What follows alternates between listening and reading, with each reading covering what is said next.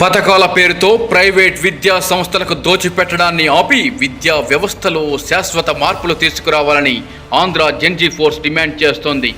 తల్లికి వందనం, అమ్మఒడి లాంటి పథకాల పేరుతో ప్రతి ఏటా వేల కోట్ల రూపాయలను నేరుగా ప్రైవేట్ కార్పొరేట్ విద్యా సంస్థల జేబుల్లోకి వెళ్లేలా చేయడం ఎంతవరకు న్యాయం? పేద విద్యార్థులకు ఉచితంగా నాణ్యమైన విద్యను అందించాల్సిన ప్రాథమిక బాధ్యతను ప్రైవేట్ శక్తులకు వదిలేసి ప్రభుత్వం చేతులెత్తేయడమేంటి? ఈ పథకాల వల్ల లబ్ధి పొందుతుంది సామాన్య ప్రజలు కాదు, విద్యా వ్యాపారం చేసుకునే కార్పొరేట్ సంస్థలు మాత్రమే. ప్రజలు కష్టపడి కట్టిన పన్నుల సొమ్మును ఇలా ప్రైవేట్ శక్తులకు దోచిపెట్టడాన్ని ఎప్పటికైనా ఆపండి. ఆ వేల కోట్ల నిధులను ప్రభుత్వ పాఠశాలలను అభివృద్ధి చేయడానికి ఉపయోగించండి. ప్రతి ప్రభుత్వ స్కూల్లో మౌలిక వసతులు కల్పించి డిజిటల్ క్లాస్ రూమ్లు ఏర్పాటు చేసి కార్పొరేట్ పాఠశాలలకు ధీటుగా వాటిని ఎందుకు అభివృద్ధి చేయలేరు?